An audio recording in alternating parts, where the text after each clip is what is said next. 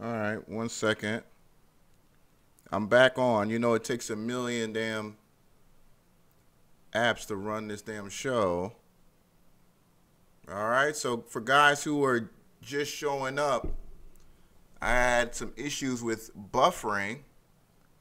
Want to see how this is playing right now. If it keeps buffering, I'll call it a night, but so far so good on my end. Let me know if you're having buffering issues on your end. We'll play this another day. All right. So let me know how it looks on your end. Am I live? Am I live? Test, test, test. If it keeps buffering, we'll do this another day. But other than that, I'm not sure what the issue could be. Said it keeps buffering? I don't know what the fuck the issue is. Oh, fuck. Sometimes it's just one of those days. All right. I'm gonna keep going, but if it gets really, really bad, we'll fucking call it a night because this will drive me crazy. All right. 845, you're on the air. What's up? Hey, it's Ken. I know it's buffering bad. Darn. Yeah. It looks like it's getting a little bit better, but we'll try to keep it going. What's going on with you, Ken? All right. Well, tomorrow's a new month, and Yes. you can make some big money. Always the first day of a new month. If you look at these two, the ATOS and the AKER, really strong. Yeah, I mean ATOS. You tweeted to me about it. And, I mean, very impressive day right now. I mean, very impressive day today, rather. But overall, very impressive week. What's got this stock moving? We haven't really gotten to what's behind the story on ATOS. There's some kind of conference tomorrow at 4:30 p.m. Okay. What does the company do? I'm seeing here it's Advanced Medical Equipment. What exactly do they do? What does it do? Oh, okay. You're not. I don't have much information on. I just looked at the chart. I feel you. I feel you, Ken. ATOS is one. What was the second one you talked about? No, the AKER. That was when I brought up to your attention about a week or so ago. Yeah. AKER went from I found it on the Rainmaker IO board. It went from 17 cents to 30 cents, came back down to 22, and today it took off. And after hours, it closed at 30. Yeah, this was a stock that was really beat up. I mean, if I go back in time here, it looks, a horrible 2017. Finally showing some buying pressure coming in here on the daily charts. Also a lot of increased volume as well. This looks like a stock that just really started getting buying interest. Nice play so far. 14 million shares traded today. Really interesting. Yeah, everything looks pretty strong there, and the volume on the chart. You have to go back to October of last year to see this kind of volume. So that's a good sign. Okay, 28 cents a share. Let's see if it can build on that. Right. It's definitely got a long way to go and a big trend. It has to change here. It definitely does. It definitely does. Just getting into my favorite, the ANDI. I didn't call in last night. I fell asleep. The ANDI. Did you see what happened around 3 p.m. yesterday afternoon? It hit a high of 395 yesterday around noon, and then at 3 o'clock it crashed all the way down to 0.025, closed at 0.029. Today it closed up, which is a good sign. Well, we had talked about it when you had brought it up last time. Again, this is another situation where you've got guys who are in at those lower levels, and they're up huge. They're up well over 400, 500%. Some traders are, and, they saw some resistance up there, and they figured, hey, this is a great time to sell with this, volume that it's got right now. So that's exactly what happened. You had some dip buyers step in there and buy those cheap shares. They're up slightly here. Let's see if, again, they can kind of keep it going. But, now right. Knowing that these large shareholders that kind of kept the float low are out the picture right now. Yeah, and the same with the BYOC we've talked about today. Like you said, it's getting tired. And you have huge holders, 0001 in data. I mentioned to you that I did sell today. You were smart to do that. BYOC It's very hot right now. I mean, I'm looking at my TTM squeeze here. It's very ripe for a pullback. I know the dip buyers are trying. They're getting in. It's too early. They're going to be bag holders over the next, couple of days in the stock. I see this coming back probably all the way back to 11, maybe even 10. But it's due time for BYOC to take a breath. Yeah, and they're all counting on what's that capital, that Husted, the capital to announce the second acquisition, blah blah blah blah. But you don't know when it's going to happen, and like you're saying, it's just why take the risk? Right. No, I mean, if you're smart, you're not going to buy here. And if you're already in the stock, this is where you take profits. You should have really been doing it over the last 2 days. You've done it, and I think that was a smart thing to do. Yeah, thank you. So, any thoughts today? Janet Yellen spoke. We have the unemployment tomorrow. After hours with the earnings tonight. Facebook, eBay. Yeah. I don't think things look that bad. I was wondering today. It was a weird day. Overall, I wasn't surprised when I saw the Facebook number. It was a beat. I continue to see them beating for the next several years. eBay, I'm kind of surprised to see the way other traders are trying to spin the eBay numbers. It was a beat, and I've been reading some articles where eBay misses holiday losses, blah, blah, blah. I mean, so it's kind of weird. I've always known a lot of, investment bankers, private equity guys, they hire journalists to spin earnings news in ways that they find favorable. So it's going to be interesting to see how people play eBay over the next several days. PayPal, I was surprised to see what eBay said on PayPal. I mean, they basically came out and said that they're divorcing from PayPal. So, this is a company that built PayPal to where it is right now. So I know. After they divorced them 2 years ago, they spun off the company, became its own publicly traded entity. To see what they did today was very shocking. PayPal's down huge after hours. I don't think this is a big loss because I think eBay, I don't see eBay as competitive as some of the other offerings in a couple of years from now. So I think PayPal continues to be a market leader down the road. So this is a buying opportunity right now for PayPal traders. It's not even going to happen in 2020. Yeah. So I think you're right. Absolutely. Anything else tonight? Anything else going on? Well, right now, besides that, I mean, on the option side, I think you got to look at Amazon. I think McDonald's is looking like a buy here. We'll discuss all those things, throughout the show. But I appreciate the call, Ken. Have a great evening. Thank you. You as well, bro. Appreciate the call as always from Ken. Appreciate the call as always from Ken with BYOC. Again, that's a stock that this guy was calling up when it was like 3 cents a share. He was calling up when it was at 3, 4, and now it's at 13 cents, man. We literally watched this because of Ken. So congrats to him. Shout out to all the people in the chat room again. My apologies. I hate to start the show off like that, but that's technology. K, Matt, Corey, Quan, Jeff there. Appreciate all of you guys. John Rambo, everybody in the building. Mr. Baptiste, James Cade. Michael B, JT the Bullhead Trader. Shout out to all of you guys. Great day today. I've been really killing it with the options, but, I just trade safe and I just make common sense trades. I hope you guys took advantage of the Netflix call that I made last night. I told you guys that 280 was the buy, and I ended up selling too early. I saw some resistance at 275.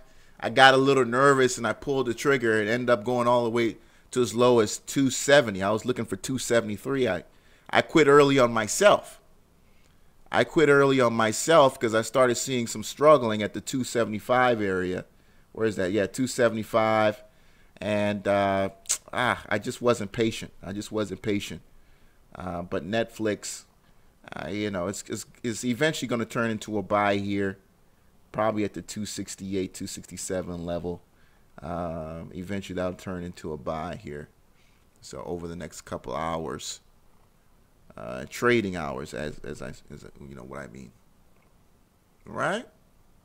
Apple earnings tomorrow, and I don't know what's going to happen. Is Apple before or after the close? Apple is one of those companies. I don't know what it's going to do tomorrow, so who knows? 251, you're on the air. What's up? What's up, Sal? This is Anthony. Hey, Anthony, what's going on with you? Man, tell me about NAK. What the hell going on with NAK? Let me see here. I haven't taken a look at NAK in a while. Woo, woo. Wow, wow, Yeah. wow. NAK, besides you, my man, I haven't had anybody bring it up on the show. And, yeah, this is pretty disappointing to see, man. No, it ain't disappointing. It ain't disappointing for me. Hell, I grabbed me some more shares, Sal. Well, I know this is what you've been wanting. I hate this thing. I don't know what this thing is they brought up here on this pop-up. But I know you've been wanting to buy it at these low, cheap prices. But obviously, okay, so you got the falling window here. You're below $1. What makes you feel that buying it here, it's going to move back up? Like, what do you see in it? Well, it was at that point one time before, if you remember, and then we got that news from the about the EPA, and that they got that approval from Alaska, gave them the okay to drill and all that, and then we got the run.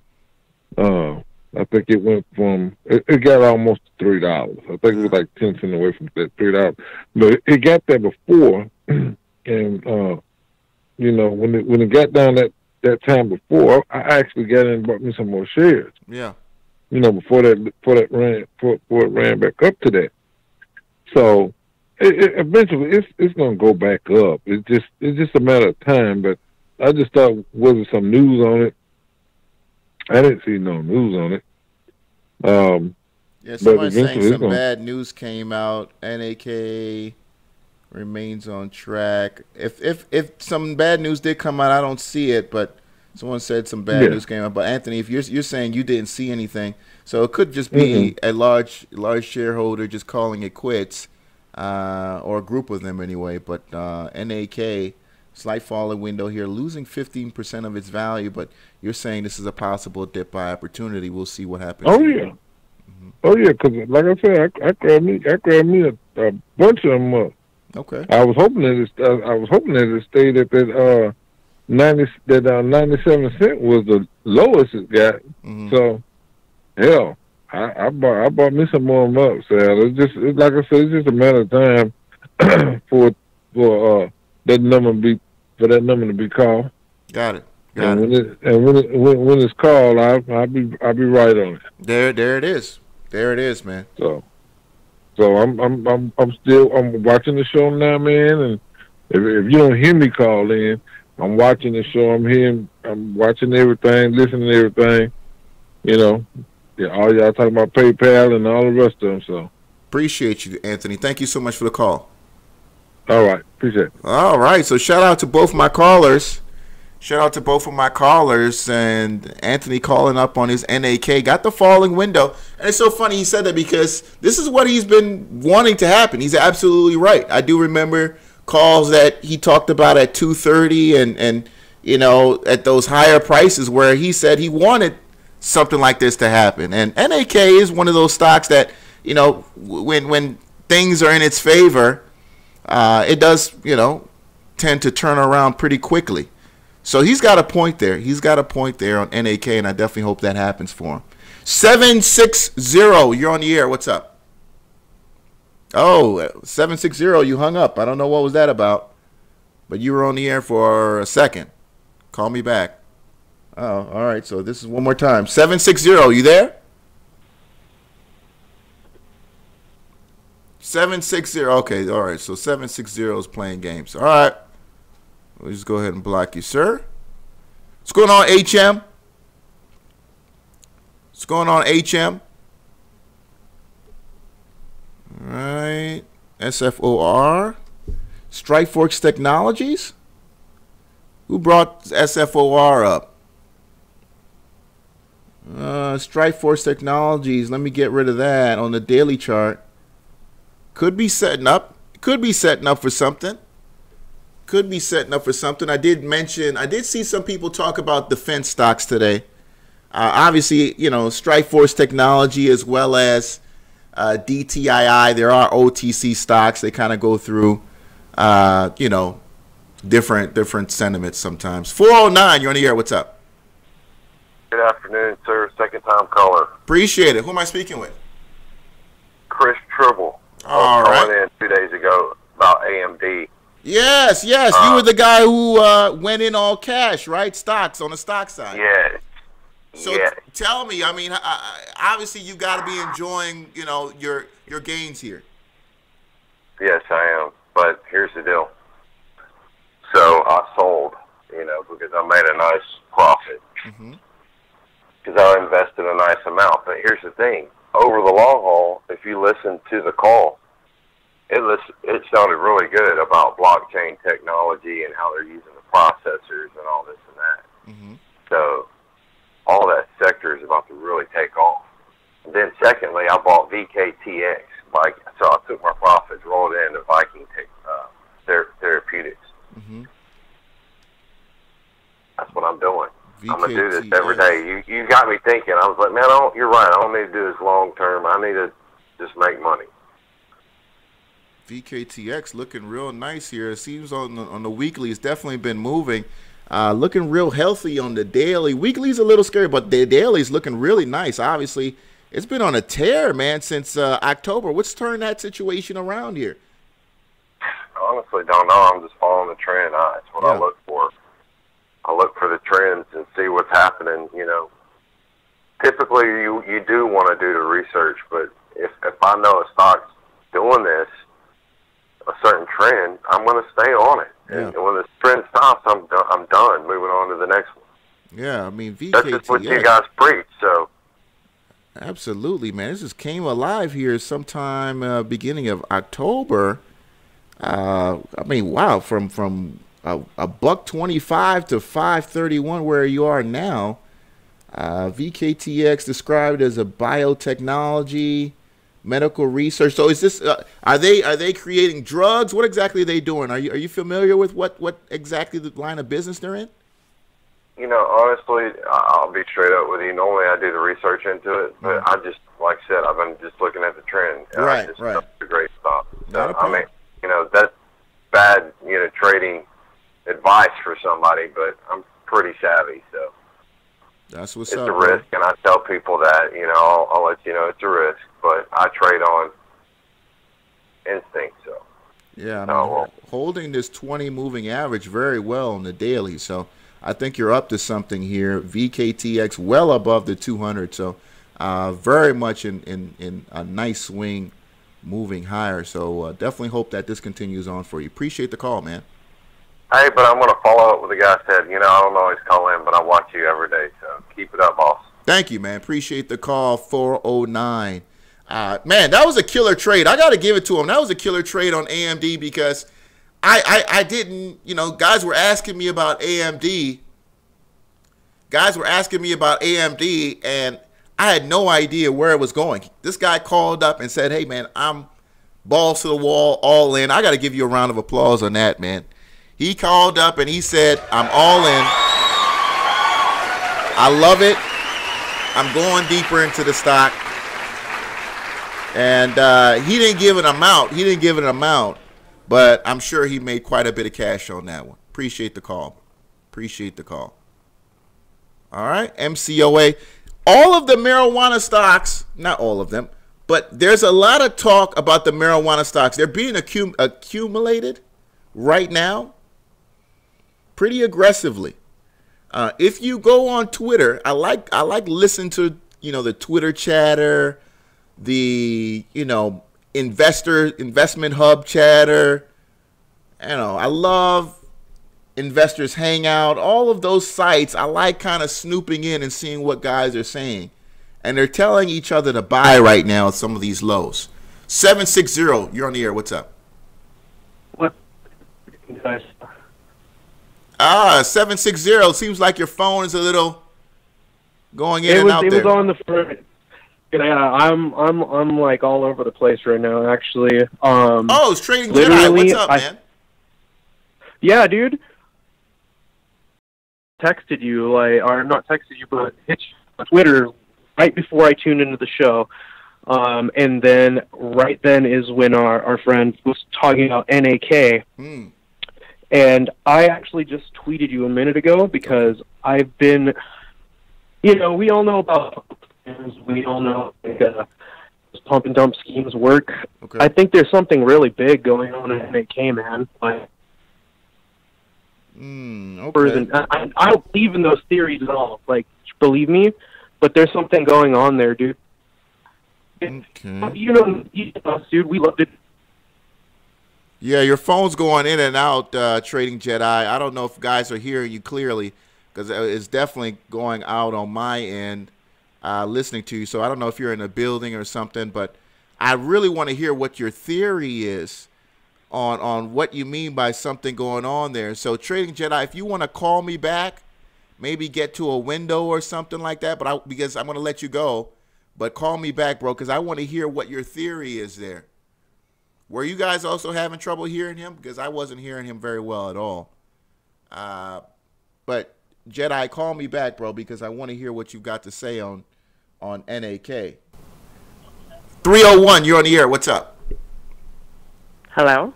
Yes, what's up? You're on the air. Hi, how are you? Doing good. Who am I Hi, speaking how are with? you? My name is Dr. Butterfly. All right, I Dr. just found Butterfly. Yes, I actually just ran across your show when I was looking into black box stocks. Okay. The trading program. And so I'm a first-time caller, so you tell me if I'm not supposed to ask these questions now because I just found out you were live. But I was wondering if you had an opinion about that versus TradingView. I mean, Thinkorswim.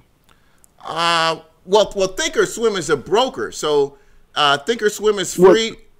Yeah, go ahead. But I was thinking about the actual, I know on your video you were talking about how they show you the volume and they show you the different options but some of those things you can actually look at on the Thinkorswim platform as well. So I was just trying to figure out what would make that one more attractive. Well, you would use black box stocks concurrently with Thinkorswim. So Thinkorswim comes with the TD Ameritrade platform. What Thinkorswim can't do is give you algorithm-based alerts that will in you the possibility of you being able to, double or make significant amounts of money on a trade. So Thinkorswim has a built-in scanner, but it doesn't necessarily have the abilities to kind of trigger alerts where, okay, this particular stock is running, it's hot. This is a pre-market scanner. It's God, how to explain it? You would use black box stocks as like a helper. It's more of a signal-based system that enables you to become a better trader or a more profitable trader.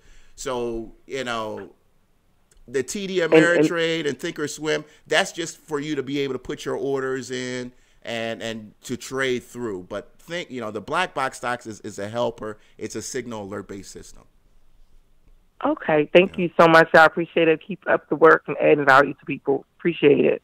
Thank you so much for the call. And email me at happypennystocks@gmail.com if you have any particular questions you felt like you still wanted to ask me. But, black box stocks is a helper. It's kind of an addition to your trading. It's not a platform you can trade through or anything like that, but it is pretty good for swing traders as well. Or day traders. Absolutely. But I love it for options. Love it for options. I've been killing it. You guys been checking out my Twitter. I don't know if those of you guys who follow me on Twitter, but I've been killing it. Today, just over 13. Well, actually, I'm not going to include my trade right now that I'm in for NVIDIA, but made just short of $1,500 today. 760, call me back.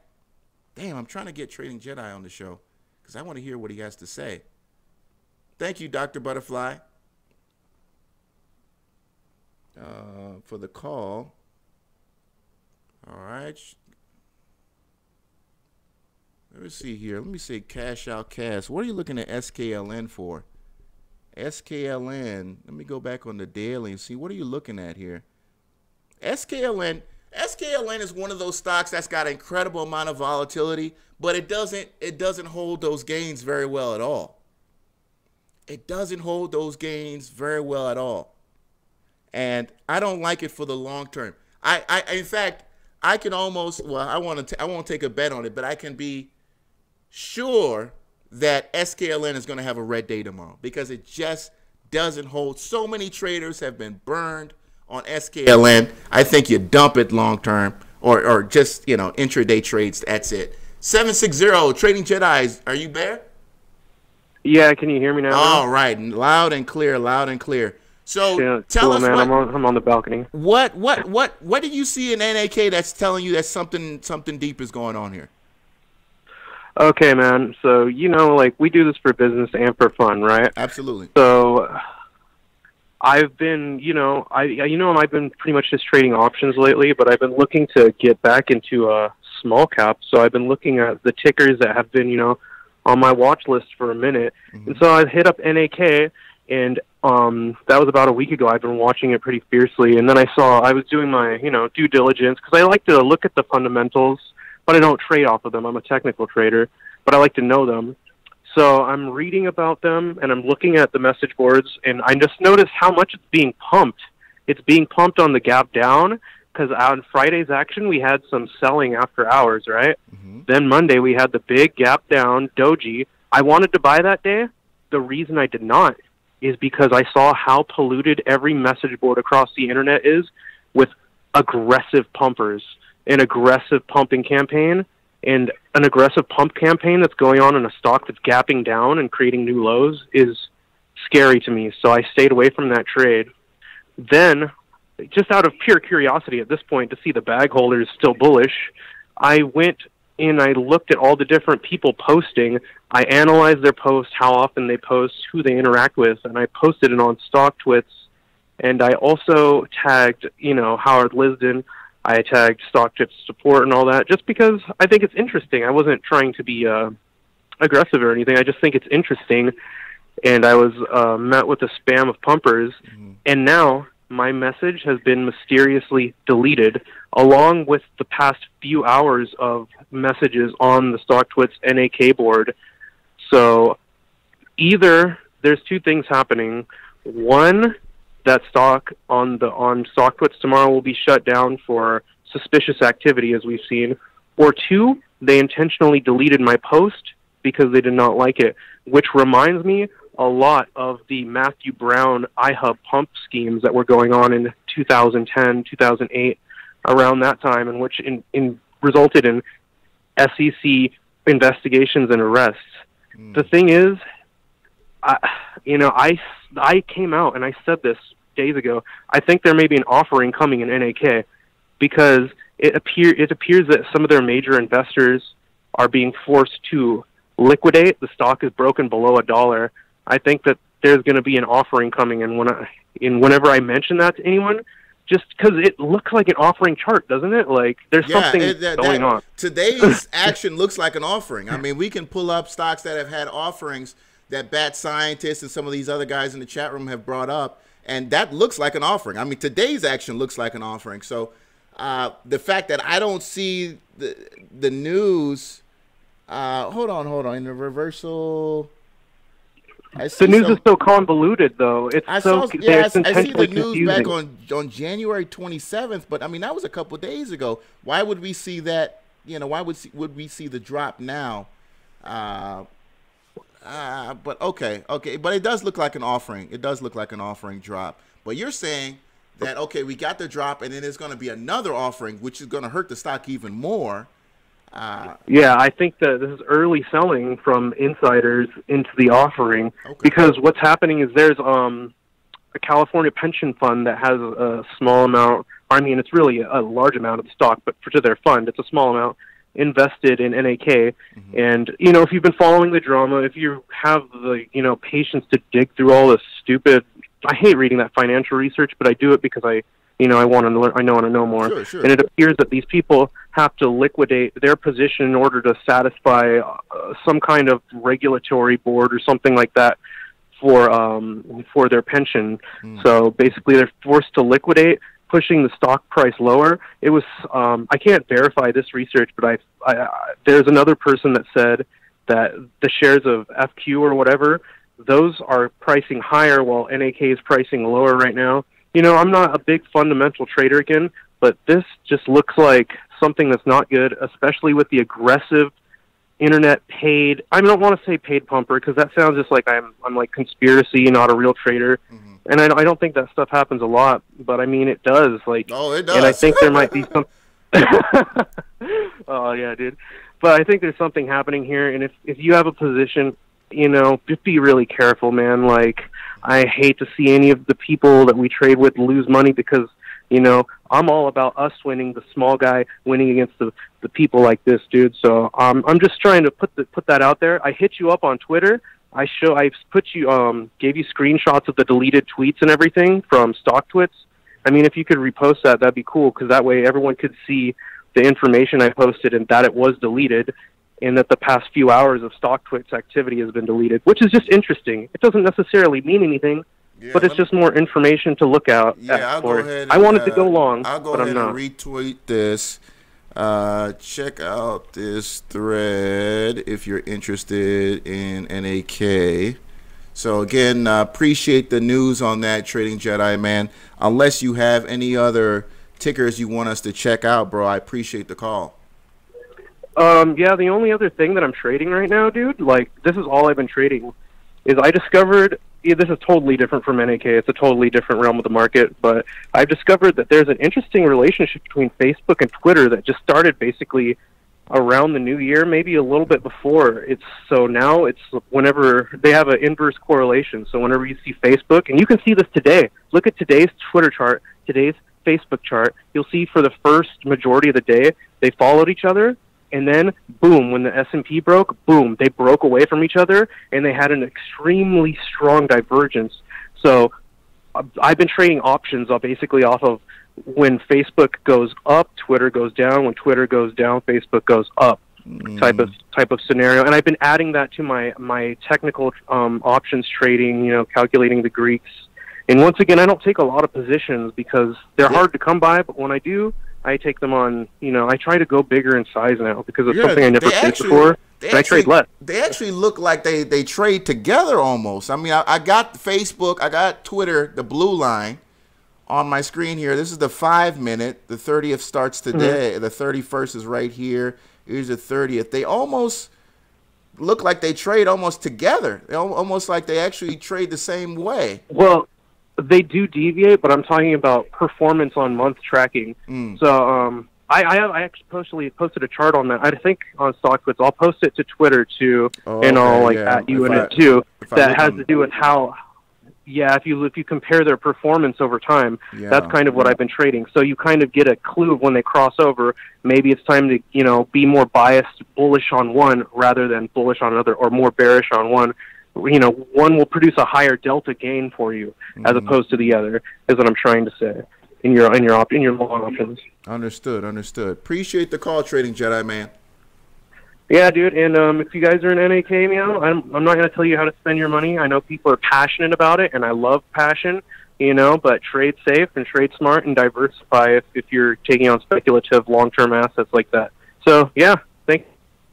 Appreciate you, bro. Appreciate you. Trading Jedi 760, man, as always. I appreciate that guy's call. Always calling with that good game. Always calling with that good game, man. Facebook and Twitter. I'm a fan of Facebook. Like I said, I just think, you know, if you want to talk about somebody who's never traded a stock before, wants to get into the stock market, that's like the one stock that you can be like, hey, get in. And I'm telling you, a year from now, 2 years from now, they'll be thanking you because you're going to be talking about a stock that's significantly more expensive than it is right now. Significantly more expensive than it is right now. Actually up after hours right now after beating earnings today. But here's the thing. Facebook has a tendency to sell the next day. So, you know, you got the news tonight. They beat. Tomorrow it should sell off on the news. It should sell off on the news tomorrow. It'll open up higher, but it'll sell off. That's kind of what it does. If you check out the Facebook charts on the earnings cycle, these red things are earnings here, those were typically days where the stock sold off intraday. All right, the stock sold off intraday. Excellent call. Appreciate you, Trading Jedi. Not a fan of Twitter. Not a fan of Twitter. Although that stock has been doing well for 2017. You know, it has done pretty well, actually very well. I mean, stock's trading at $25. Started the year at about, what, 1630, 1640. So, very, very good year for Twitter. Very volatile, though. All right. Yeah, I do like that overlay feature. I do like the overlay feature. Works a lot better, you know, as you know, Jedi said, kind of when you're looking at more of a weekly or monthly chart, John. I feel like intraday can be kind of funny looking, but actually does work really, really well when you're talking about, you know, longer term time frames. All right. Said lucky they didn't spend this account. Yeah. And you got to be careful because a lot of times the message board operator, Investors Hub, you know, they pump stocks too. I mean, you can hire, these companies can hire Investors Hub to promote their stocks. So sometimes the platform is behind it as well. The platform is behind it as well. 501, you're on the air. What's up? Hey, what's up, Sal? I got two tickers for you. All right. Got FFFC. FFFC, Fast Funds Financial. Oh, it's been a long time since I brought this one up. 000 stock, lottery pick. What are you seeing in this one? This is one of the companies that's in with the marijuana companies they got security, and they're also doing some financials and financing some of the weed stocks or weed plays. Now it's interesting that you bring this up because, I mean, obviously we just had the situation in California. We had some other deals that you know, going back to 2017 and election time, and FFC seems like it was nowhere to be found. I mean, I'm looking at almost a whole year and virtually no real movement or buying activity. Why all of a sudden do you feel confident to want to buy shares here? Some of the weed companies in California are actually using the financials or backing from FFC. It's just that they're behind the scenes. Okay. So they're supplying the money or the funds for them to do some of the new things that they're trying to do. Okay. So as a long-term play, I think as more states come in, then they're going to get bigger. And you'll start hearing more about them. But right now, they're just kind of operating behind the scenes. Yeah, and as they start moving a lot of the product from place to place, they do the security as well. All right, cool. I mean, this is definitely, you know, a lottery pick stock, guys. I mean, I'm not seeing, in terms of the kind of volume you really need to get out of those triples, I'm not seeing it just yet. Again, I'm not shitting on your stock, not shitting on yourself, but I got to be honest with my viewers. This stock is pink, no information. I do see a few SEC filings. They put out some news back in April. Do see an 8K filing there. But yeah, it's going to take a lot of buying to get this stock out of these levels, and that's got to happen here before guys start seeing some real profit here. But obviously, this is going to be one of those stocks that if you get in now and you're willing to be patient, yes, the reward here could be quite significant once they get their financials in order and get current here. Right. Yeah. But that's one to watch right there, and the other one is DTII. Oh, I think that one's gonna. Right. I think that one's gonna do a lot in the next maybe 3 or 4 months because of the situation with going to war and just the economy in general. Okay, yeah, I like your DTII call. I mean, this has been a contract winner in the past.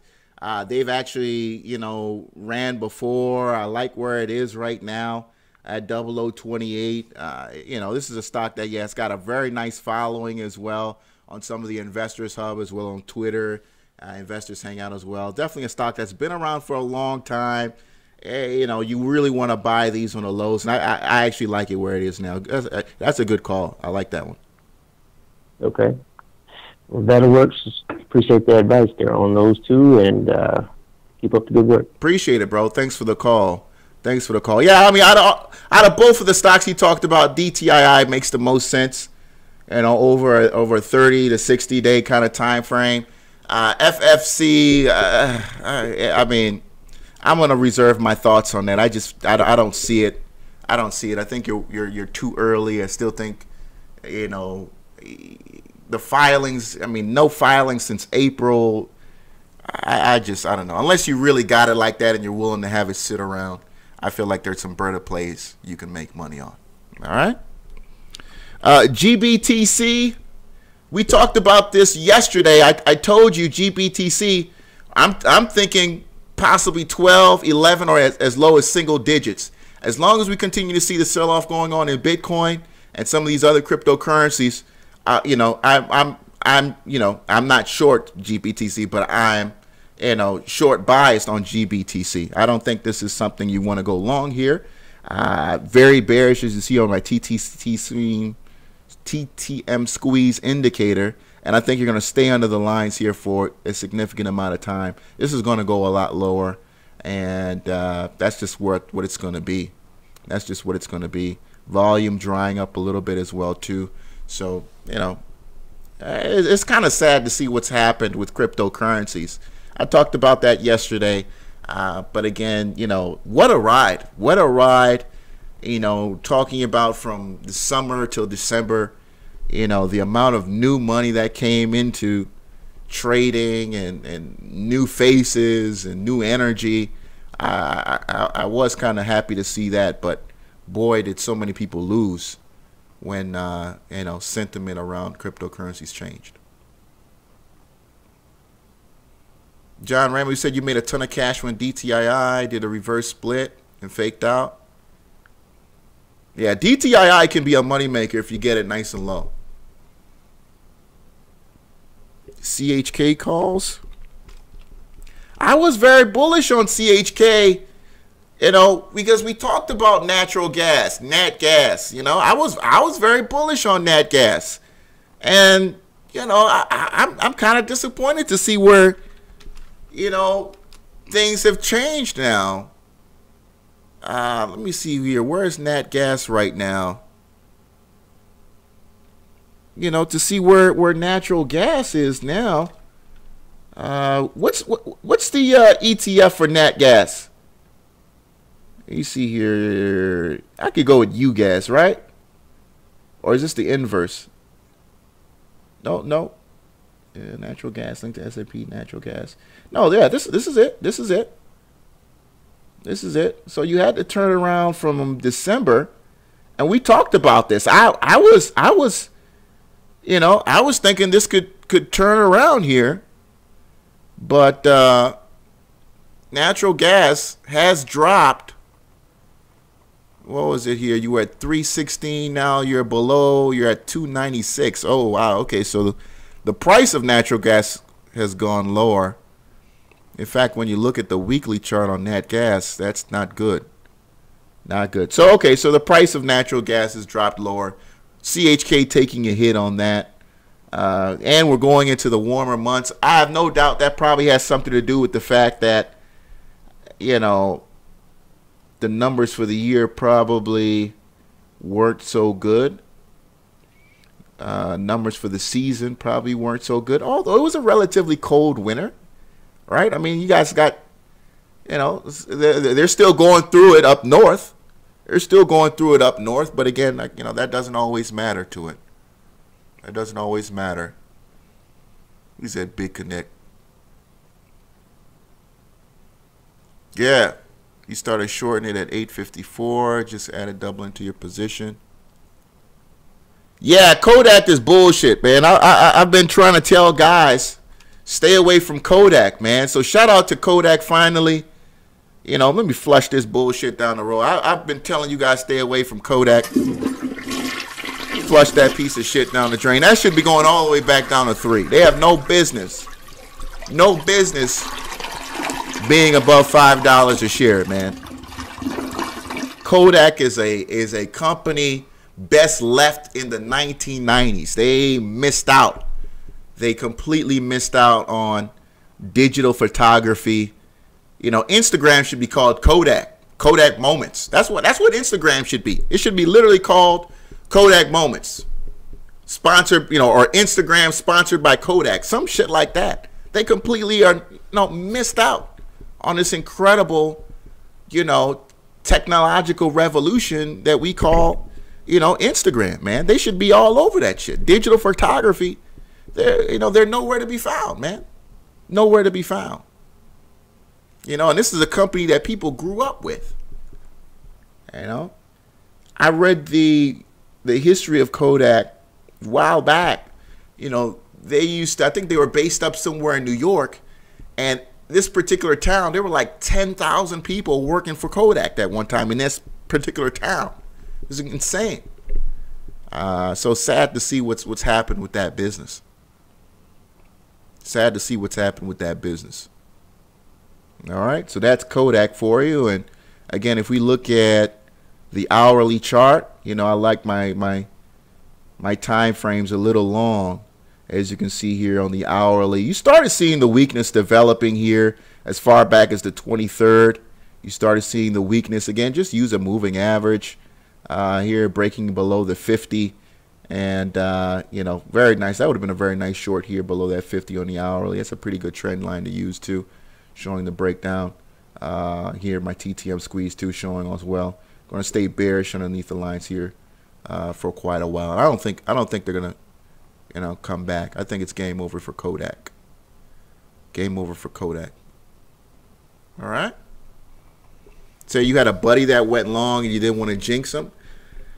Yeah, I mean, what was the reason to go long? That's the only thing. Besides that news that came out about them creating what's called Kodak Coin and trying to do the ICO route, besides that, there was nothing else to go on. I mean, they're a failed company. You know, when you have companies that consistently have shown a history of failing when it comes to innovation, you know, all I can do is judge you on what you've already done. All right. Cash out. What's my squeeze indicator setup? I have the standard setup. 20. The 20. It's a 22, 21.5 on that. On this setup right here. But as you can see here, losing steam on Kodak on the daily. All right. I hope you guys took advantage of my Netflix call, boy. Woo! I'm so proud of that. I'm so proud of that. During the day, again, sign up or follow me on Twitter, OTC3000. I try to give a day today. I hope I'm not driving you crazy with my tweets. But I got into NVIDIA today. I'm looking for NVIDIA to sell off tomorrow. NVIDIA's kind of hot. Looking for NVIDIA to pull back a little bit. I would go into Amazon, but Amazon's a little bit too expensive. And I think earnings, let me see here. Earnings is around the corner on Amazon. But Amazon's just too fucking expensive, man. I mean, it's just for what I really want to do. You know, I like putting time on my options.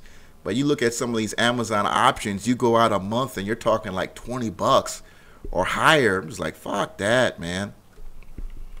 You know, don't get me wrong. I don't mind committing money to buying more time. But for the price, I can just go and buy something else. For example, when I look at some of these, you know, March 16th puts on Amazon, you know, I'm looking at $14.50, $14.10, and they're going for $76 a contract, bro.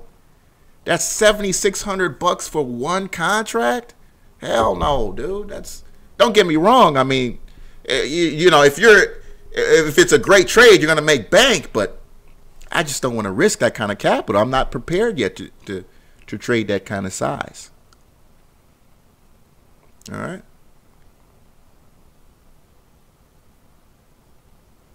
Yes, indeed. Let's keep it going. Yeah, but I think the trade for tomorrow, as I said, is NVIDIA pulls back tomorrow. I think you get, let me see here. What did Win do today? I completely forgot about Win. Win pulled back. Yeah, I think Win still, you know, I kind of got lucky on that that run yesterday on Win. I know I saw another overextended. Was it Intel? No, Intel pulled back today.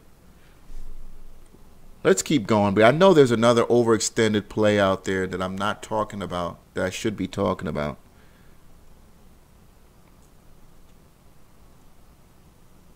Did I see the RNVA news? No, what was the RNVA news? RNVA announces definite agreement to acquire Jamestown, Tennessee hospital from community. They buying another hospital? Oh, God. RNV. They just bought. Fuck that shit, man. Flush them. Flush them, man. Flush them, man.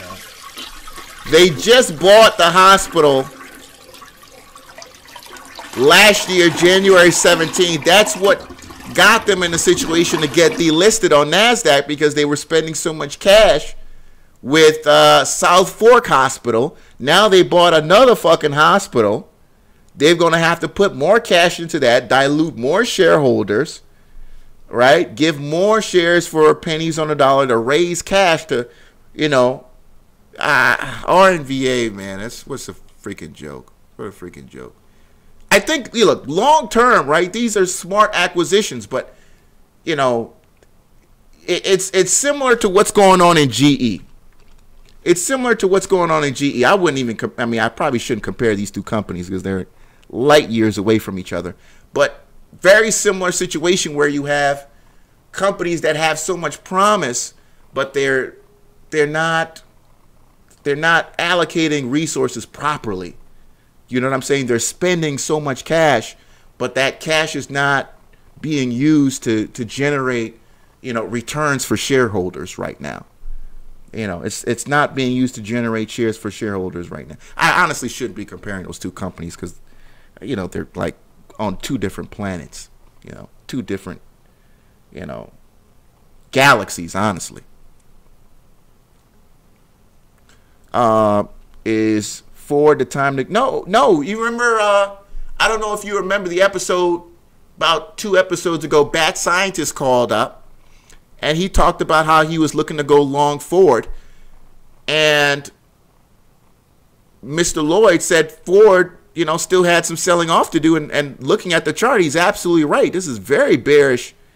This is very bearish momentum in Ford. Now, if we break it up to a closer time frame, here's the hourly. Let's break it down a little bit closer to the action. Let's do 10 minutes. So looking at the 10-minute chart, all right, so you're seeing some weakness developing in the selling momentum. Some weakness is developing in the momentum of the sellers. So that buying could be, that opportunity to buy could be coming back here. That opportunity to buy could be coming back here. Let me go back, step back a little bit in the hourly. Yeah, that opportunity could be coming back here.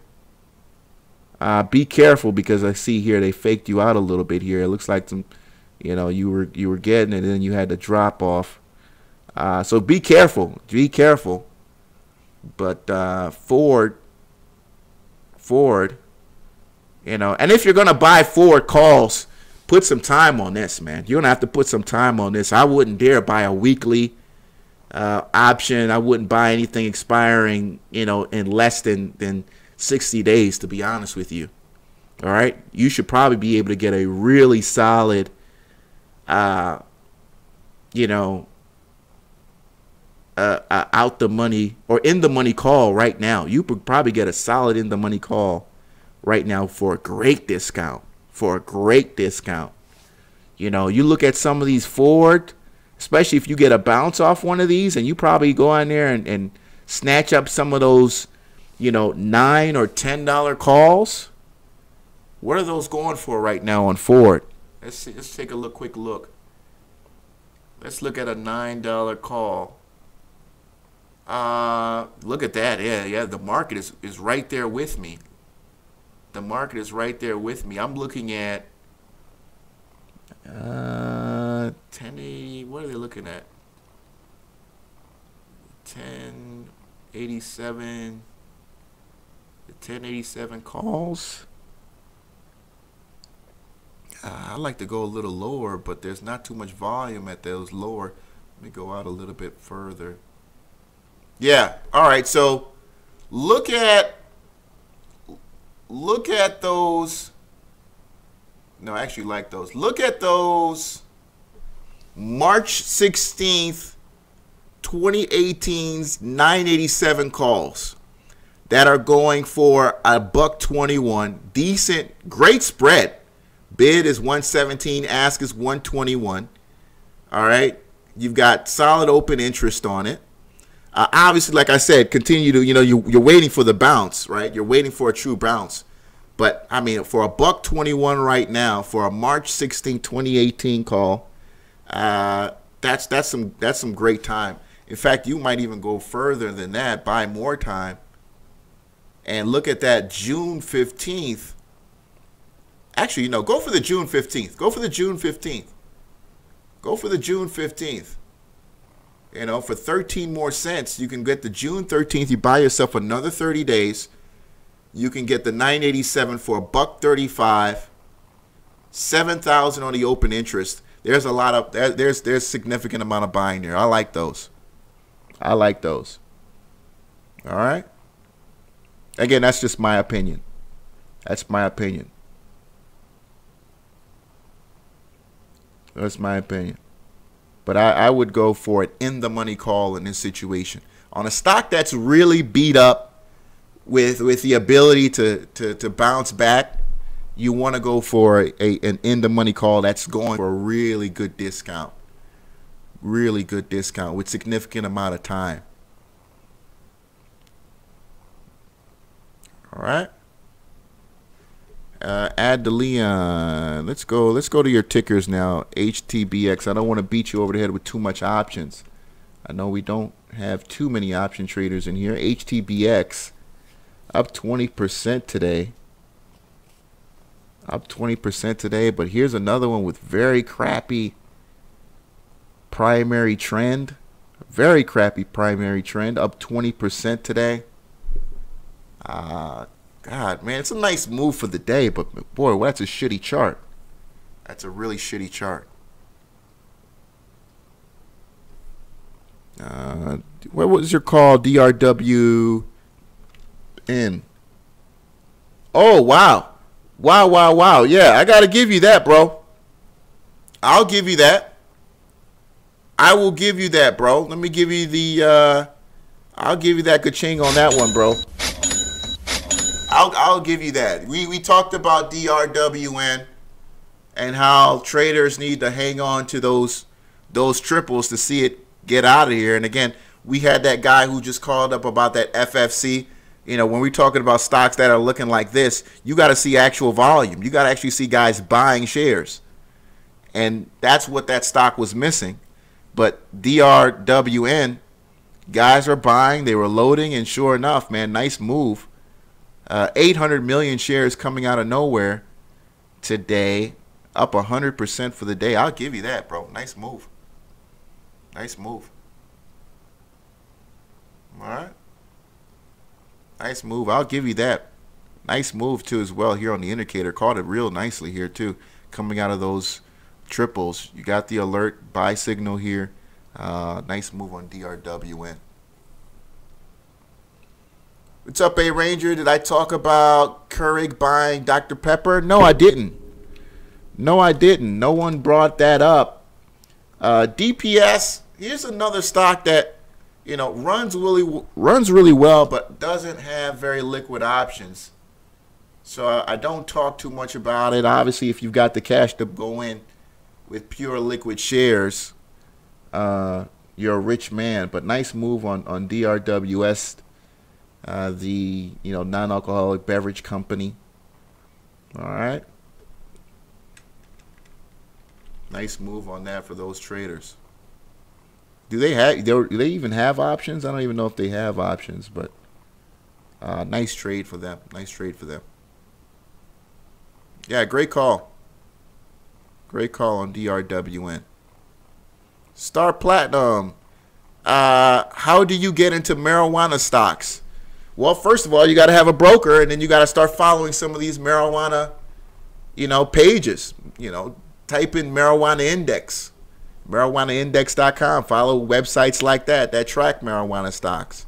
Sign up to Twitter and, follow guys who specifically talk MJ stocks. They're guys on Twitter. That's all they do, MJ stocks. Go to,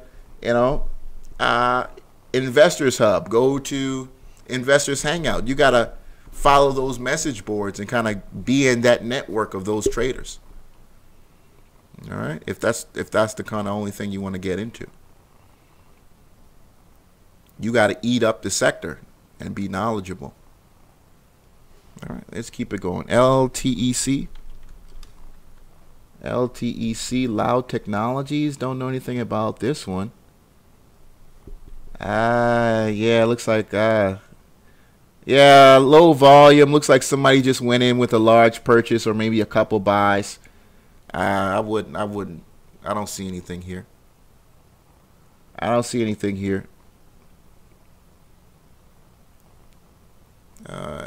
SNMN is next.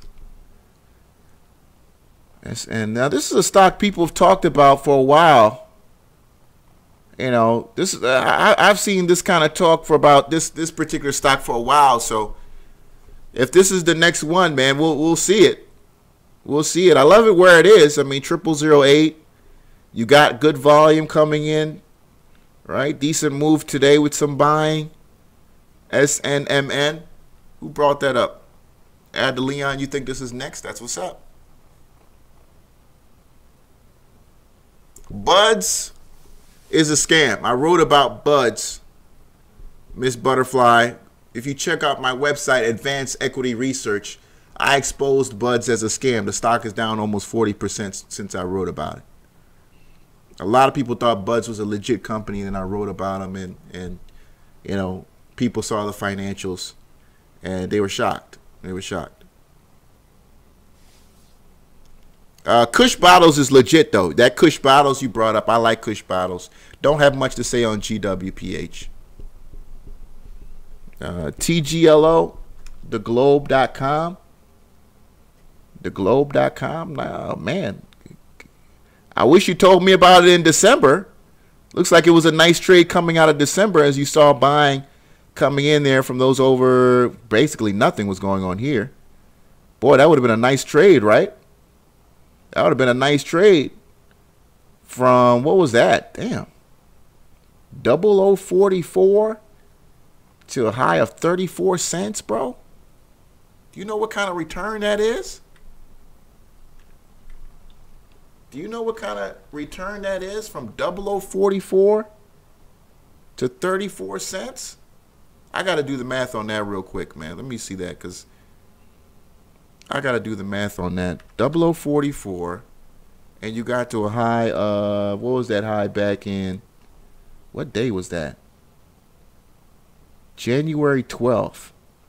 Not too long ago. You got to 34 cents. That's 7,627%.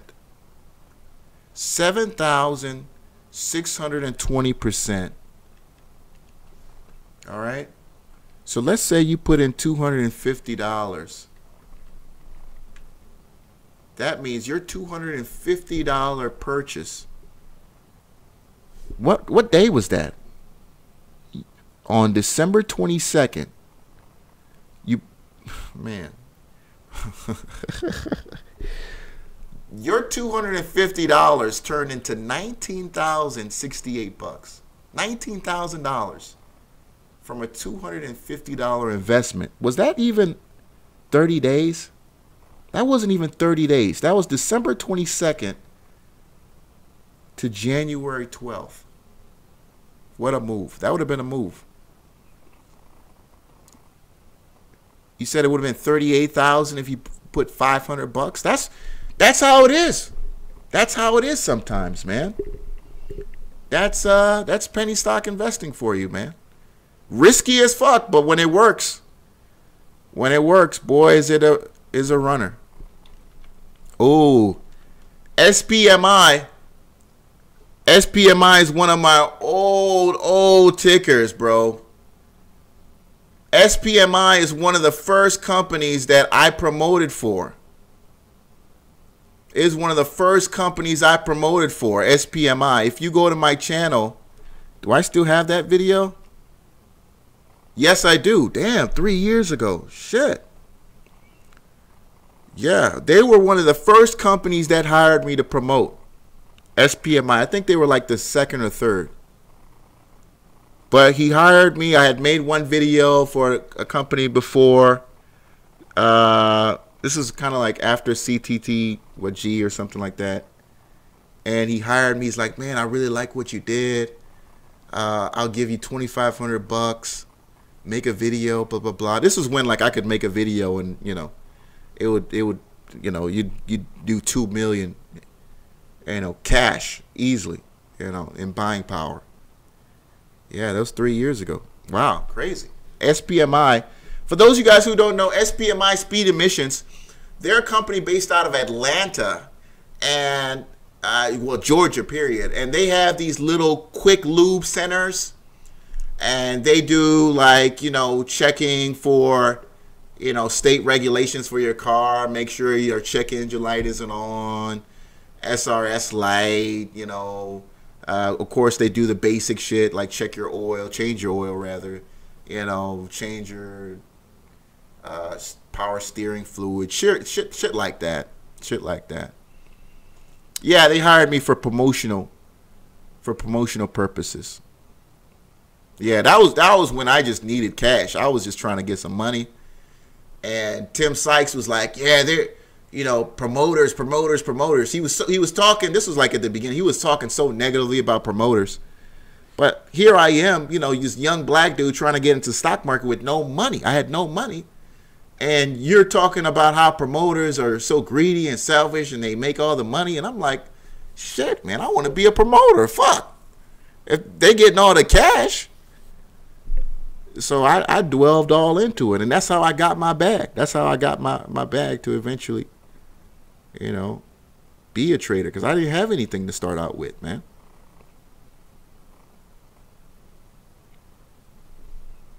Let's keep it going. GLUU.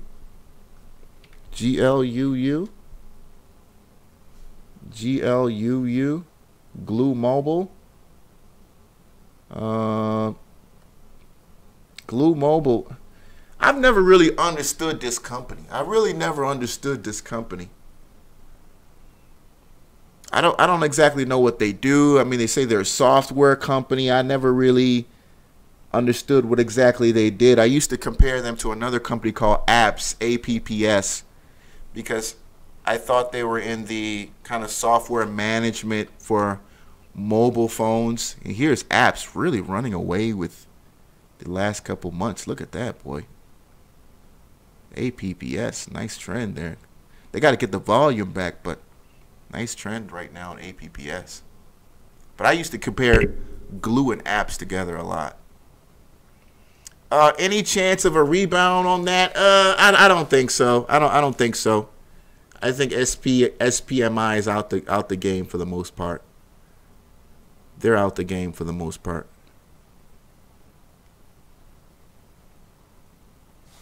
GRDO, Guard Dog, don't know anything about this company.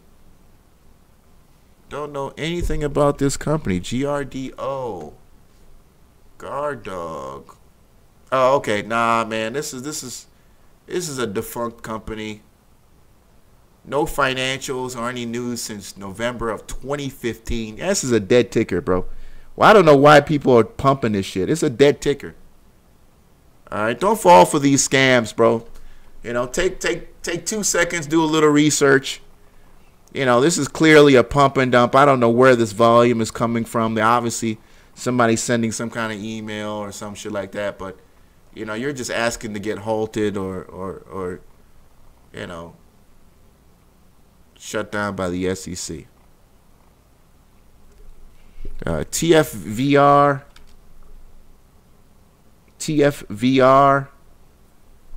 Time Fire. Oh, I remember this. This is the company that They have a video out there. They were going to create. Let me make sure this is the one I was thinking.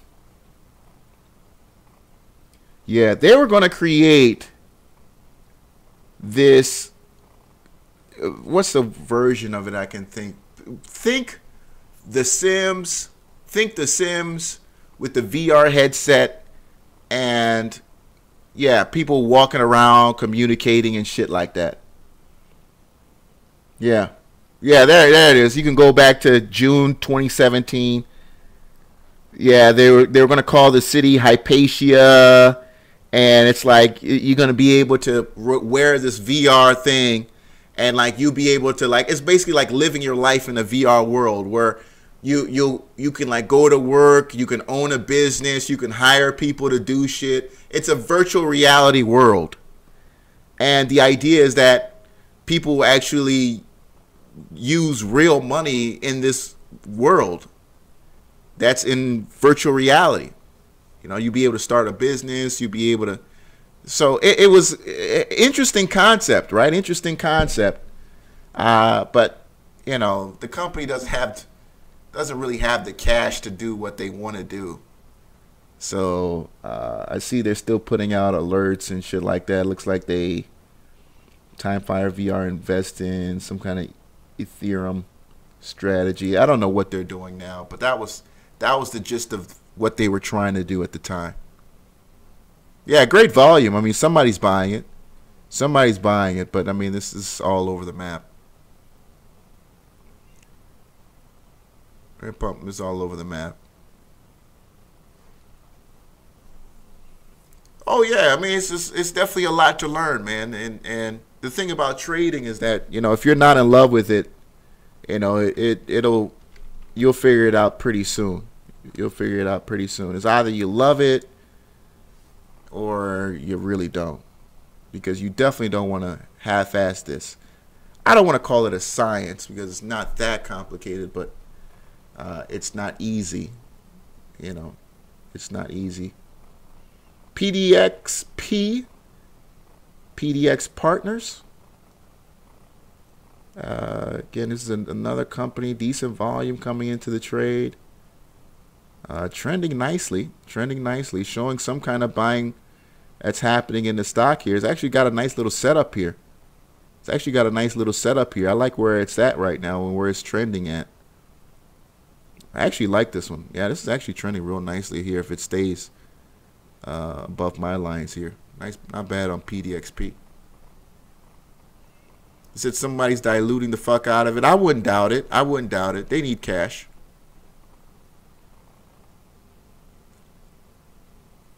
Yeah. I mean, that, you know, that would have made sense. I would have loved to have seen a company like EA, Electronic Arts, if EA came out and said, hey, you know, we're going to come out with our own coin for the PlayStation universe or for the Madden universe or whatever it is. Obviously, I mean, you know, they probably aren't going to do that shit now, but, you know, obviously they do just well with guys using cash to pay for their games and, you know, whatever things they want to buy through the system. But that would have been a really great opportunity for them to take advantage of when the hype was there. If they came out and said they want to create an EA coin, dude, that would have took off, dude. Can you imagine if they came out with that? That would have took off. You know, but that time seems to have kind of came and went.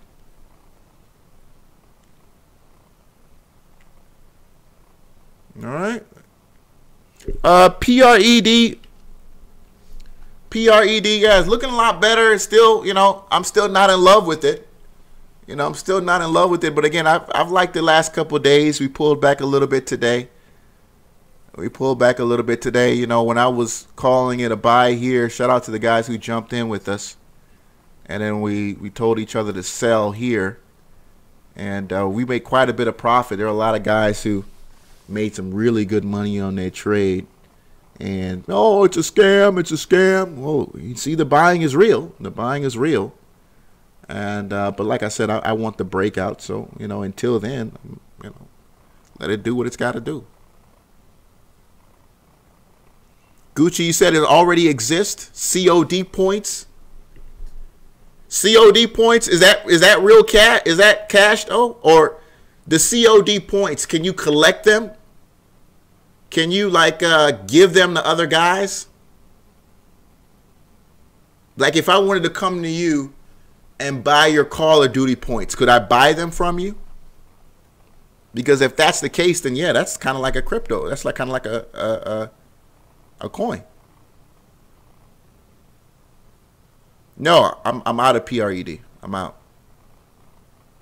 I'm out. But I'd be happy to jump back in if we start testing the 370s.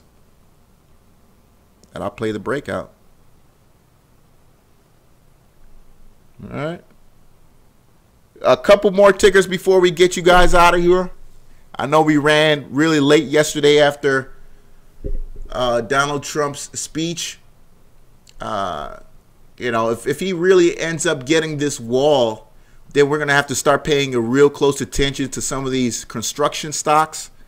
I'm putting a list together of some great small cap as well as large cap plays.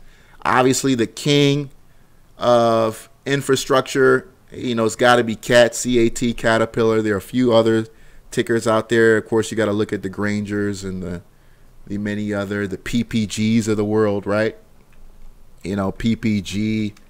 There are tons of other companies you got to kind of pay attention to out there, you know, in terms of infrastructure. So I'm putting together a little bit of a list if he gets it. The Democrats and the Republicans are up for a fight in about a week to see if they can continue to keep the government shut down from happening. So that battle has yet to be won on either side. I think you know, and you know, it's kind of one of those things. I just feel like this wall will probably likely happen just because I don't think the Democrats really have a choice. I don't think they really have a choice at this point. SSCFF.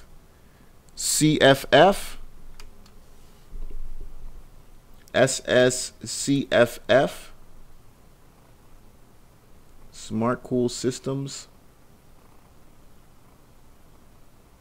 Up almost 50%.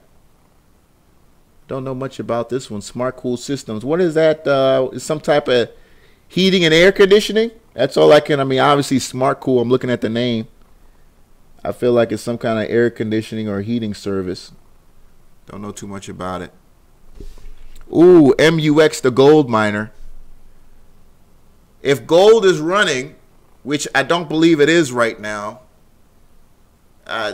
MUX is kind of one of those, you know, highly volatile small cap stocks that you can play when gold is running. It's not doing it now. It's not doing it now. But MUX is a nice small cap ticker for gold. Yep.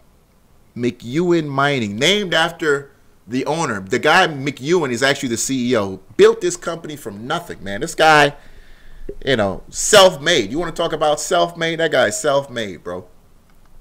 I looked up into him. Self-made. Self-made. Multi-millionaire. But obviously, I think he was worth a lot more when his company was trading for a lot more. If you go back on the weekly, this used to be a stock that was way up there at one time. If you go back on the weekly, yeah, when gold was at some of those higher prices, like 06, 2010, when gold was really trading for higher prices, yeah, this guy was literally knocking on billionaire status. A long ways away from that. AMFE. AMFE. AMFE looks like, I mean, it's doing what it's got to do. I mean, it's just trading nicely. Where is it? The 200. Oh, nice bounce off the 200. Look like you're coming back to test it though. It looks like you're coming back to test that support though on AMFE. Here's the 200 moving average at 1370, and you're looking like you're trying to test that again. So be careful on that one. But right now, so far, you know, you're seeing some buying pressure developing. Obviously, today was kind of a sideways day. No real gain on the trade. AMFE is the ticker. All right, AMFE. All right, so again, for my option traders, that's what I'm going to be trading tomorrow. I love trading options right now. This is the season for that as we are deep into earnings. NVIDIA, love NVIDIA. The earnings is next week on NVIDIA, or I think next week NVIDIA. But NVIDIA pulls back tomorrow. What else? McDonald's, we should see, a green day show up for McDonald's here. I'm not going to say it's going to be tomorrow, but, McDonald's on the 5-minute, it's close. It's we should see a rebound in McDonald's. You had the sell-off after earnings. They posted up some great numbers. 2 days ago now. And you should see a green day on McDonald's on this selling here. Just watch out for that. Just watch out for that on McDonald's. What else? Yeah, so I think that's really what I'm looking at, man. Facebook, if you're looking at Facebook tomorrow, I think you take a look in the morning on that gap up open. I might take a look at Facebook on the gap up open as well. You're going to open up 189.50 is the ask right now on Facebook, 189.50. And if we do, in fact, open up at that 189.50, I'm going to tell you right now, 189.50, then I would go for the March 16th. The 180 could be, but that's a bit expensive. That's not actually too bad. I would probably go for the 195. March 16th, 195 put going for 1265. Now, yeah, going for 1265. The 195 for 1265. The 190 is be good too. The 190 is good too. But I would want to buy an in the money put on this, just in case if you're not right, you can quickly get out the trade. I would prefer the 195 because you get a little bit more security there, just in case it goes against you. You can sell back quickly into the market, and there's solid liquidity at that 195 with almost 3,500 on the open interest in comparison to the 190. So the Facebook March 16, 2018, the 195 put is what I would buy tomorrow at the open on Facebook. On my NVIDIA call, real quick, let me log on to my Interactive Broker app. And on NVIDIA right now, I'm on the March 16th 240 put. I'm on the March 16th 240 put for NVIDIA. And right now, this number, after hours, the numbers can be funny. I'm up $542. I have 10 contracts of that. And here's the chart. Here's the chart on NVIDIA. And again, this is another one I'm expecting. Right now, after hours, it's up almost $2. So it's up almost $2 after hours, like right here after hours. But again, I'm foreseeing this to drop lower tomorrow on NVIDIA, as that's running out of steam. All right. And again, you can go into that one, or you can go into a deeper in the money put. But I'm a little bit out the money on that one, just because I liked the fact that I have a lot of time value in that trade I can sell. Facebook getting sued, it didn't matter. I don't. Facebook, there's certain companies, when they get sued, look at what's the lawsuit about, because Facebook is so cash rich. Who cares? Facebook is so cash rich, it's almost like, It's almost like, you know, yeah, you can just brush that off. How long have I been investing? You know, well, I've been investing since 2006, but since 2012, I learned how to do it the right way. But 2006, I got into the stock market, and, you know, I was playing it the way it's typically taught, buying one share of Walmart, one share of Verizon. Oh, shit, I shop at Walmart. I should buy Walmart stock. You know, the stupid way to trade. The stupid way to trade. SS, I pulled up your ticker. That SSC, all right, SSCFF. I pulled up your ticker. You know, I mean, I don't know what to say about it, man. I mean, it's, you know, only 400,000 shares traded today. So that's a nice gain. I mean, nice gain. Highly unusual volume for the stock. But let's see what day two looks like. I don't like typically getting excited on a one-day move on an OTC stock, you know, because when you get excited is where they disappoint you. How does Facebook make money? Ads, absolutely, and data. Facebook, you know, literally tracks everything you like, everything you know. It copies all your comments. I mean, all the data that you put into Facebook. When you start an account, you agree to allow them to use that data and sell that to third-party advertisers. And those people can then use Facebook to, you know, deliver content to you that you care about. You know. For example, a couple months ago, I was looking for an online university to go to, searching, and all of a sudden, all my Facebook ads are about online universities. You know, so that's kind of how they kind of use that to make money, and they're making a lot of money, boy. Let me tell you that, a whole lot of money, because they know, like Gary Vaynerchuk talks a lot about, when that commercial comes on TV, what's the first thing you do? You pull that phone out. You pull that phone out. You don't even look at the commercials on TV anymore. I mean, you go to take a shit and you're on Instagram. You're literally busting a piece of shit out your booty hole and you're on Instagram. I know that's what I do. I know that's what I do. Sitting on the toilet on Instagram, seeing what some of these people are doing. You know what I mean? I ain't even gonna lie, bro. I ain't even gonna lie. GLBS. Ooh, GLBS crossing the 200. I see that's a very depressed 200, but look at GLBS with some buying coming into GLBS. All right, that's what's up. Nice move. You got the move here. Not bad for GLBS. You know, showing some buying pressure here. Quite depressed. All right, but GLBS showing some positive momentum. That's what's up. Yeah, you guys know what you do it too.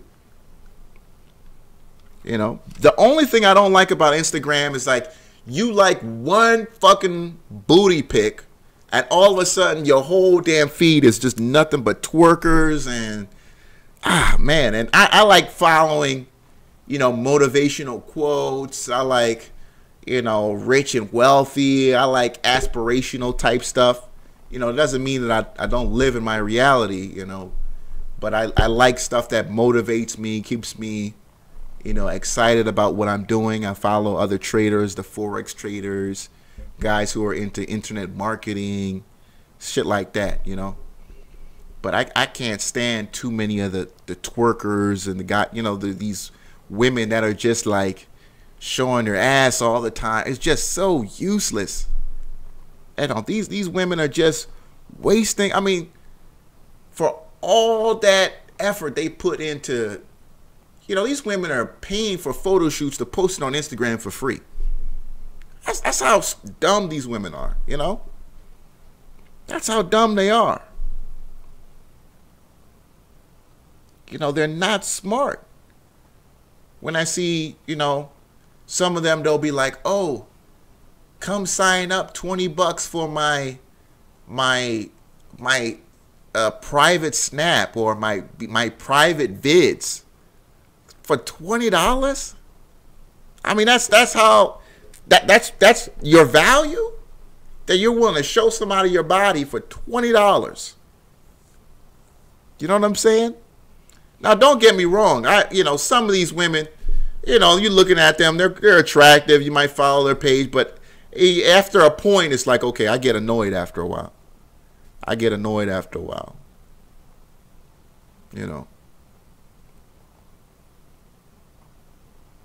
SBK. All right, let me get out of here before I turn this into a damn 3-hour show. Let me SBH. All right, real quick, because I feel like I'm missing a stock I got to talk about, but I didn't talk about PayPal. All right, so PayPal's down after hours right now, but PayPal is at $76 a share. So PayPal right now is right here.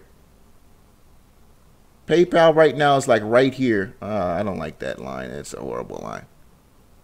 Let me get a horizontal line. PayPal is right here. So that's where PayPal is right now, because eBay said that they're divorcing PayPal in 2020. That's a buy right there. It's a long ways away. Here's the thing, though. It may continue selling tomorrow in the news, but there's going to be a buy tomorrow somewhere in there tomorrow on that news, because the market tends to exaggerate, news. Obviously, that's devastating to the business, because eBay is quite a large, part of their income. So is it painful news for them? Hell yeah, but PayPal is a big ass company, and they're gonna, find a way to make amends for that.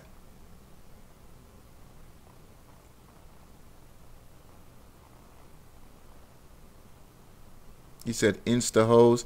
Yeah, I don't want to call them hoes, because I just think they're misguided. I think they're misguided. But some of them do sell their body. Some of them do sell their body. When you see, like, we've talked about that on the show before. And when you see that they're, oh yeah, if you want to book me, I'm like, book you for what? You don't sing. You don't have any real special talents. What are we booking you for? Obviously, this woman, is selling her body. You know what I'm saying? She's obviously selling her body. Don't get it. These clubs aren't paying these women that kind of money.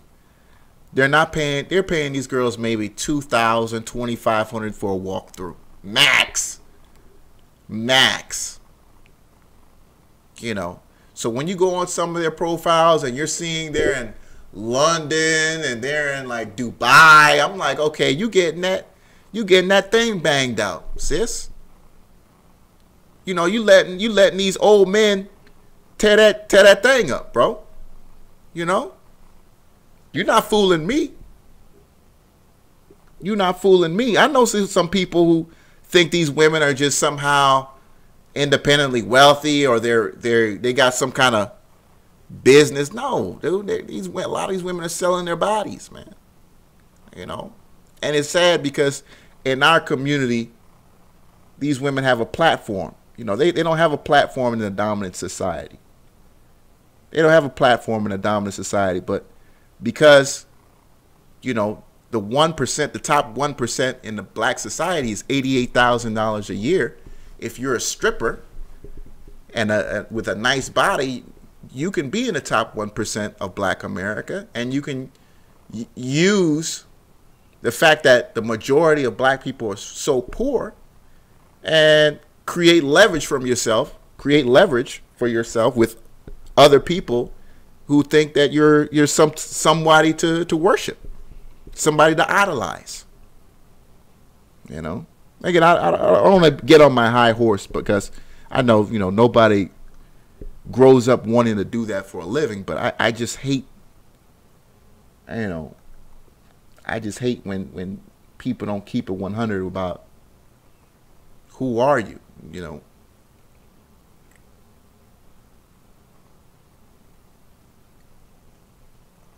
Let me see, ADMP. ADMP. ADMP. Okay. Let's see, what else do we do? PayPal. All right, a couple more.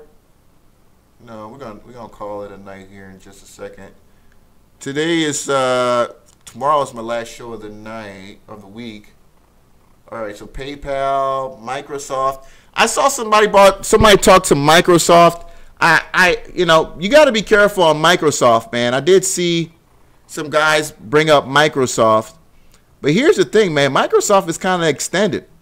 You know, Microsoft is up there. If you look at the weekly, you know, you look at the daily on Microsoft, it's up there, man.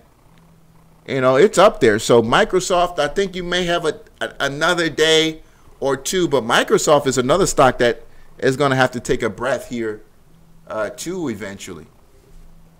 I see you also got AT&T.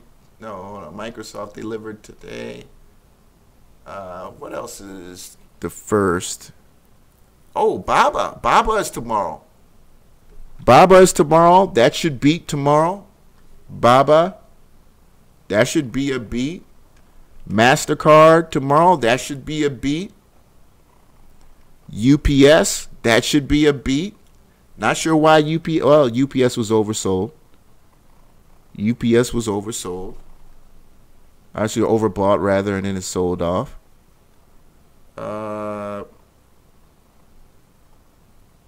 Ralph Lauren, Cigna, and a couple other companies here. But yeah, you got some good plays tomorrow morning, man. Baba and MasterCard, UPS should be both nice stocks to trade tomorrow. Out of all of them, Baba though is expensive, man. Baba is an expensive ticker. Expensive option. All right, I'm missing CO. Well, we talked about. Remember, we made fun of China cord blood here yesterday on the show. You know, shout out to the stock. I mean, the stock's looking real good. Looks like the indicator hasn't really caught up to the fact that it's moving pretty nicely here. It's got some days left here. China cord blood couldn't go higher. It's got some room to move here. That stock was real beat up for the month of December. It's got some real beat up. It was real beat up. AVEO. 772, you're on the air. What's up? What's happening, sir? What's happening? Hey, Treasure Hunter. What's up, bro? Oh, not much, man. Not much. Sit back and join your show kind of thing. Okay. Yeah, let me see. Mr. Camphor, play. I sold him BVTK. Okay. Finally out of him. Okay. Yeah, that was a snore. That was a snoozer, BVTK, over the last 2 months. Yeah. But here's the thing, though. It's actually at probably the right time to buy now on BVTK. Oh, so deep. This is what I sold out. This is actually probably the time to buy that. But I don't know. I think well, let's wait for a couple more days of action there. But this is see if a breakout then might. Well, yeah. Let's see if it finds a decent floor. But what else you got for us? Let me see. I'm still in SSOF.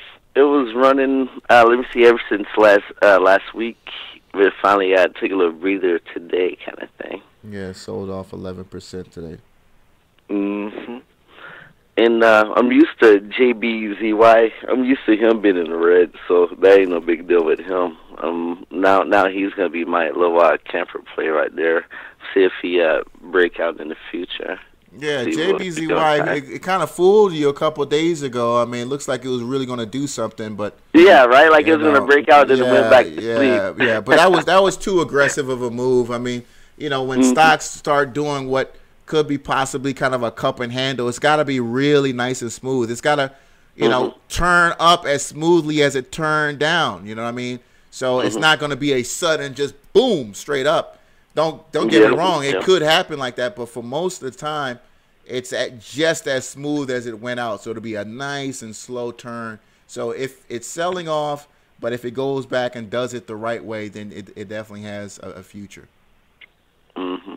Yeah. And let me see, ADVT. He's still on the move. ADVT. Oh wow, actually got some dip buying today. That's another stock that too, actually showing a little bit. I won't say oversold, but it's definitely up there. It needs to take a breath. But you got some dip buyers who were willing to go in and buy some cheap shares today. Mm-hmm. In the AKLM, still doing pretty good. AK. I don't have an AKLM. No, AKLM.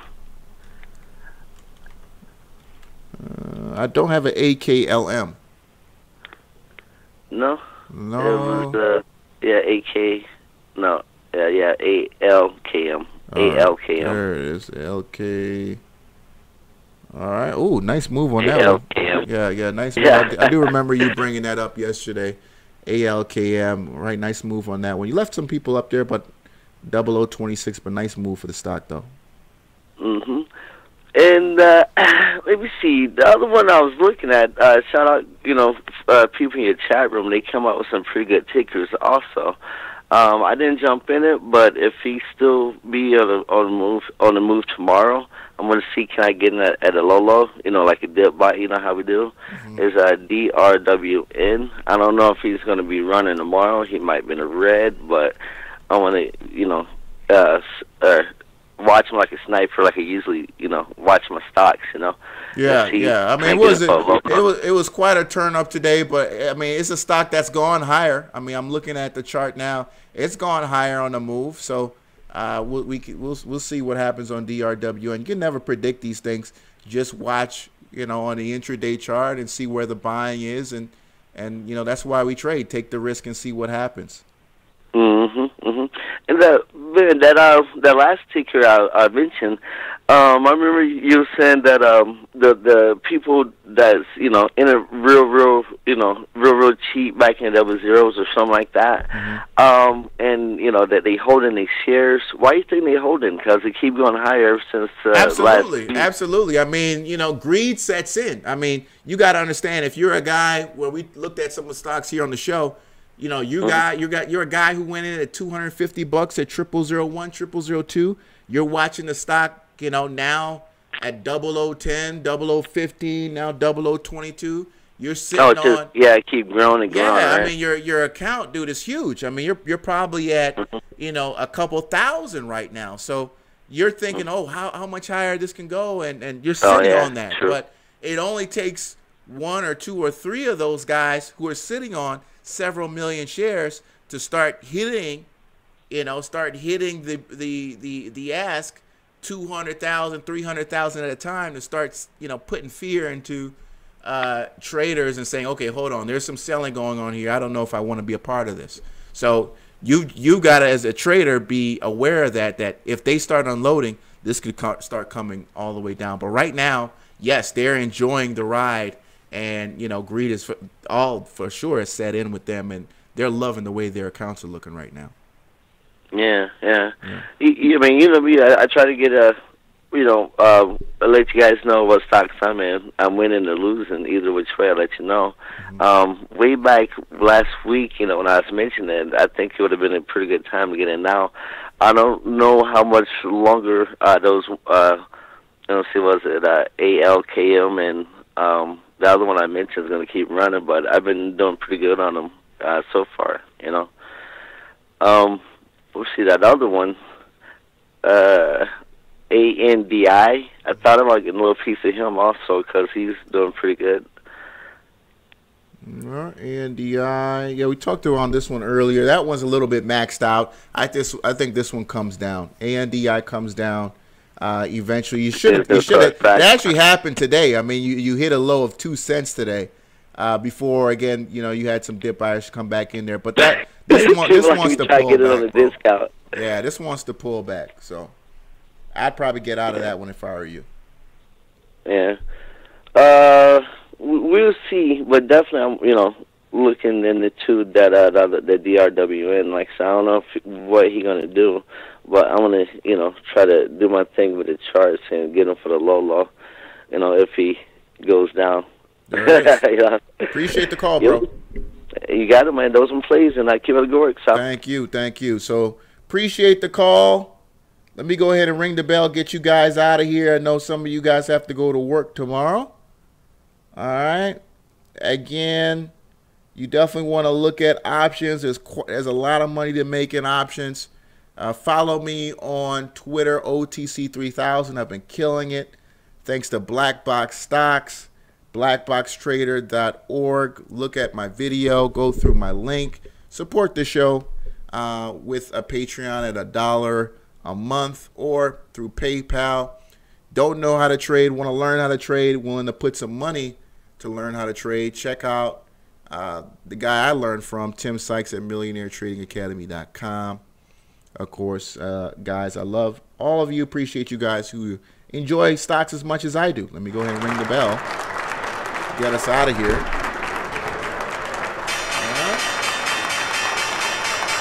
Yes, indeed. Yes, indeed. All right. Appreciate it. Someone said keep it going. I got a show tomorrow. I'll be back same time, same place tomorrow. All right. Same time, same place tomorrow. Follow me again on Twitter, OTC3000. Instagram, Free Stock Picks. Serious Manny, thank you, bro. Gucci. Joel Kraft. Stock Z. JT the Bullhead. Otis Johnson. Corey Kwan. The Quick Stuff. Bo Vosh. Let's see, Bo Vosh. It's been a minute, bro. What's going on? Oh, man. AG doesn't look so healthy, bro. CVEO. Canadian stock. That's not a bad play. CVEO is not a bad play. I like that candlestick today. So look for the continuation of that bullish move. You need a green day tomorrow. Because if it breaks that 332, you're in trouble. Dr. Butterfly, thank you. Eban R. John Rambo, thank you, bro. Shout out to John Rambo for supporting the show. Wanda Castle, Donzel Essex, Silver Fox, all the people who watch and call into the show. I appreciate you guys, man. Really do. You love this as much as I do. Until next time, happy trading. See you tomorrow, same time, same place. Take care, everyone. Later.